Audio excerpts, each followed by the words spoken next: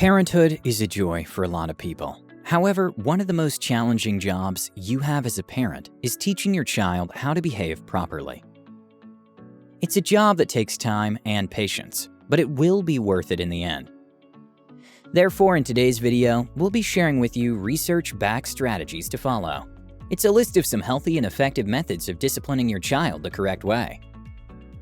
13. Create time for the kids. Spending one-on-one time is essential to build any good relationship, and even more so with your kids.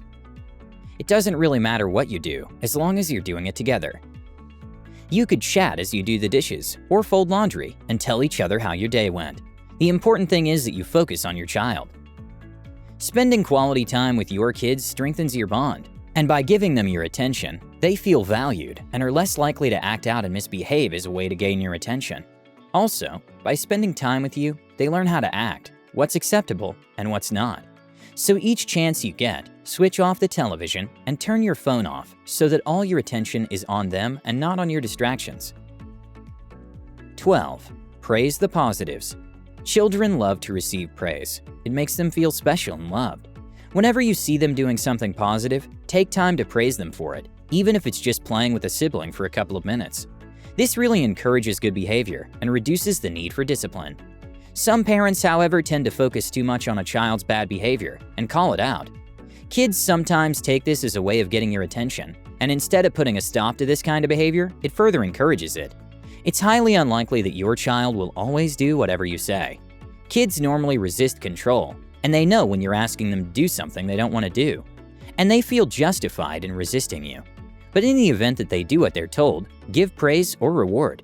It's one way to show your child that you're aware and mindful of them. 11. Set clear expectations. Telling your child exactly what you want them to do is more effective than telling them what they shouldn't do. Sometimes they don't understand what is required of them.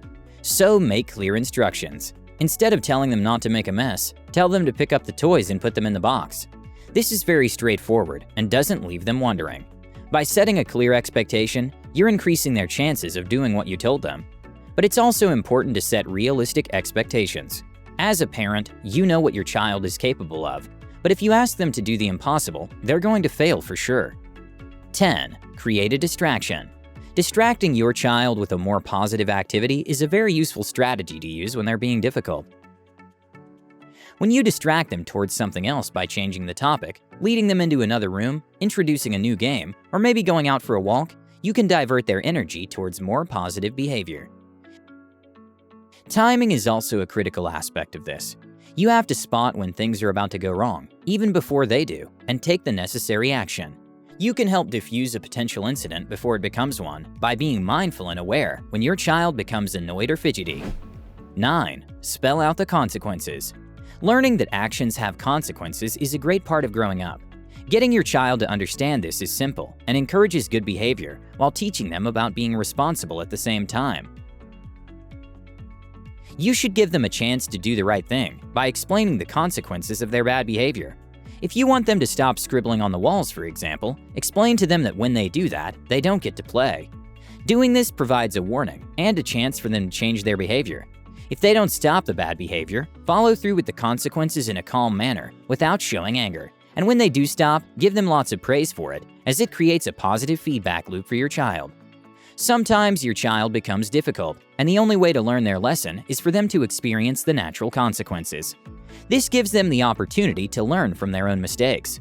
When your child says that they don't want to put on a jacket, let them go out just as long as it's safe to do so. Monitor the situation, making sure they don't get into any real danger, and soon after learn from their own mistake. 8. Time out. This is a classic punishment that most parents use to discipline their kids. A timeout can be especially useful when a specific rule is broken. The discipline tool works best by warning children that they will get a timeout if they don't stop, reminding them what they did wrong, and removing them from the situation for a certain length of time.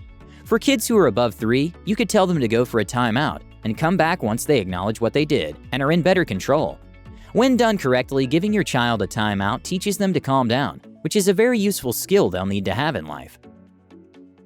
But for this to work, kids need to have a lot of positive time spent with their parents. Then when asked to have a timeout, they learn how to self-reflect and express their emotions appropriately and make better choices in the future. Before we continue, I'd like to know, are you getting any value so far? If you are, kindly like this video. And if you're new, welcome and go ahead and subscribe. Done? Good. Let's move on. 7. Losing privileges. The whole point of doing this is not to punish your child, but to help them learn to make better decisions. But this takes time. When they make a poor decision, teach them that the consequence of the action is losing certain privileges, and whatever it is should be related to the behavior for it to be effective. But also make it clear that the privileges can be earned back after doing what you'd ask them to do the first time around. When they misbehave or break a house rule, take away their TV privileges for a while, or take away their video games. For teens, it's more effective to take away their phone, or prevent them from going out to a party or something. Once they go through this experience, they'll think twice before making the same mistake again. 6. Ignoring mild misbehavior. This doesn't mean that you look the other way when your child misbehaves, but rather ignore attention-seeking behavior. When they whine or complain when they want your attention, don't give it to them. Look the other way and pretend you can't hear them, and only when they ask nicely or behave themselves, return your attention to them. Over time, they'll learn that the only way to get their needs met is to have polite behavior. As long as your child isn't doing something dangerous and gets plenty of attention for good behavior, ignoring bad behavior can be an effective way of stopping it. Ignoring bad behavior can also teach children the natural consequences of their actions. For example, if your child keeps dropping cookies on purpose, he or she will soon have no more cookies left to eat. If they throw and break a toy, they'll not be able to play with it. It will not be long before they learn not to drop cookies and to play carefully with their toys. 5. Pick your battles. Given that parenting can be compared to a long-distance run with barely a rest stop in sight, picking your battles is solid advice. If you're always telling your children no, at some point they'll tune it out and won't understand what your priorities are. And it's impossible to follow through with all the no's. What you need to know is, know what's important to you and set limits accordingly, and then follow through with the appropriate consequence. Focus more on those battles which center on the essential values, principles, and skills that will equip your kids to be functional, responsible, and respectable adults. So go easy when they do things that are annoying. They might as easily outgrow them. It's more important to maintain a good relationship with your child than trying to force them to respond in ways that he or she isn't going to respond to. 4. Be consistent. Children, especially toddlers, are working hard to understand how their behavior impacts the people around them. So if your reaction to a situation changes, you'll confuse them. When you let your child throw toys around one day and don't the next, you're sending mixed signals. There's no knowing how many reprimands and incidents it's going to take before your child stops a certain behavior. But if you're sure to respond the same way each time, they'll probably learn their lesson after the first few times. 3. Don't get emotional. It's hard to stay calm when your child is yelling or refusing to wear his shoes. But the moment you scream in anger, whatever message you're trying to relay gets lost, and the situation spirals out of control. You'll have to trade in the need for controlling your child for that of controlling the situation. When a child experiences a parent's negative move, they see the emotion and won't hear a word of what you're saying. So resist the urge to raise your voice. Take a few deep breaths and relax. And when you do, eventually deliver your reprimand. Be firm and serious. It's important to choose your words carefully as you discipline your child. What you say may have a big impact on their behavior. Speaking in a calm and collected voice will teach them a valuable lesson without harming your relationship or damaging his or her self-image. 2. Offer choices and options. When a child refuses to do something or doesn't stop doing something, the real issue is usually control. You've got something she wants, so whenever possible, give your child some control by offering a limited set of choices. But make sure that the choices are limited, specific, and acceptable to you. Offer your child alternative ways for him to express his feelings when you want your child to stop doing something. He needs to understand that although his emotions and impulses are acceptable or valid, there are certain ways that are not. Also, encourage them to think of their own options. The trick is to listen to what they have to say and keep an open mind. Don't shoot anything down, but do talk about the consequences before any decisions are made. 1. Teach empathy. A child wouldn't know why he or she should stop doing something he finds exciting, like hitting, biting, or grabbing other kids' toys. So teach them empathy by explaining to them. When they hit or bite someone else, it hurts them. Or when they take other kids' toys, they feel sad because they're still using them.